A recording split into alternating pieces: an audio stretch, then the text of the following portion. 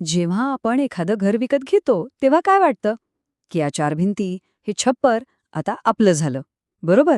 पण मालकी हक्काची खरी कहाणी इथेच संपत नाही. खरं तर ती इथूनच सुरू होते. कारण आपल्या घराच्या डिझाईन मागेच काही असे कायदेशीर आराखडे दडलेले असतात जे आपले हक्क ठरवतात. ताजमहाल विकायला काढलाय अशा बातम्या कधी कानावर आल्या आहेत का? ऐकायलाच किती अविश्वसनीय वाटतं नाही का?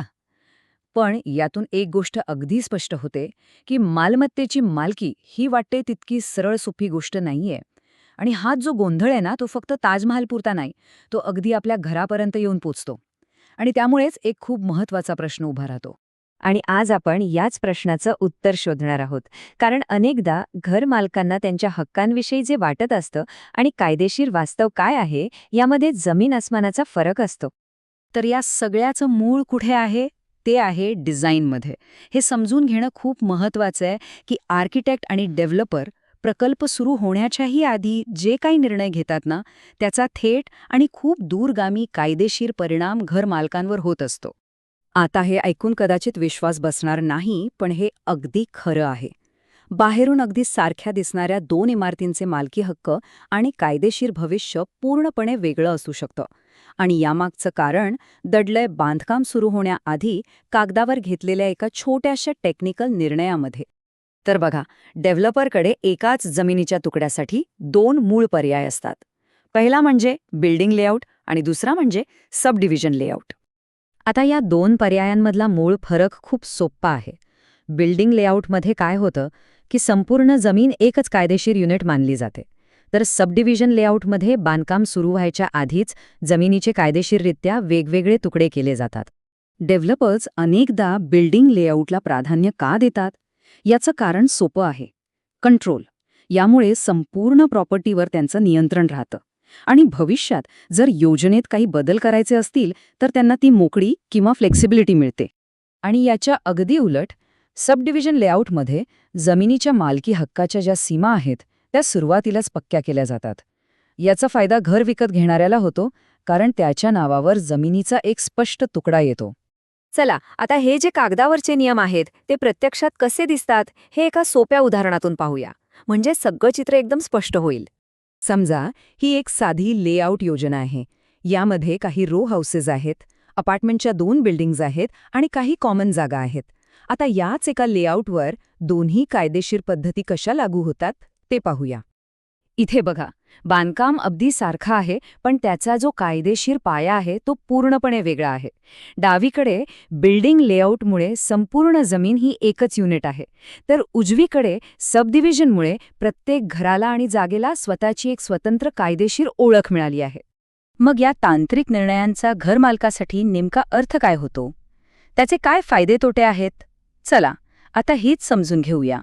मालमत्तेचे हक्क समजून घ्यायचे असतील तर दोन शब्द खूप महत्वाचे आहेत: FSI आणि TDR.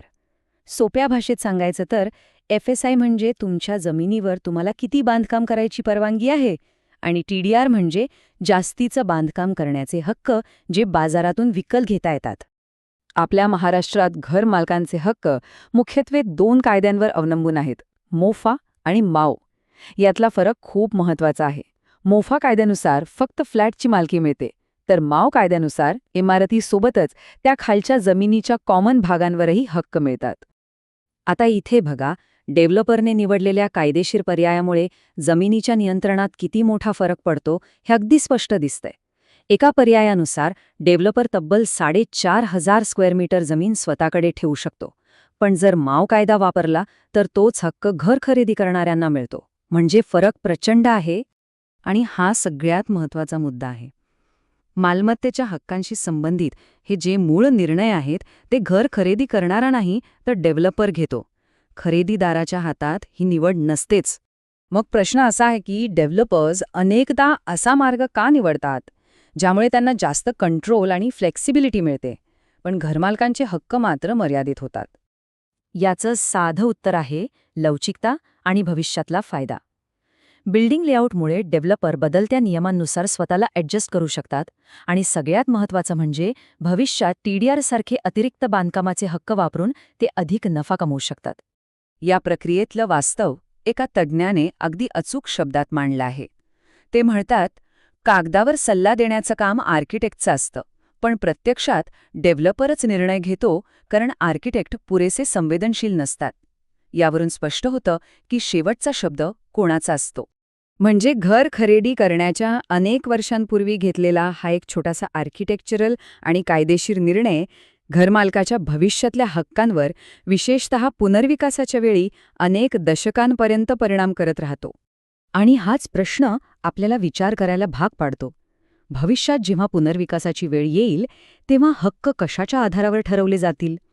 आपल्या ताब्यात असलेल्या जागेवर, की त्या मूळ कायदेशीर कागदपत्रांवर जी डेव्हलपरने अनेक वर्षांपूर्वी तयार केली होती? यावर नक्की विचार व्हायला हवा.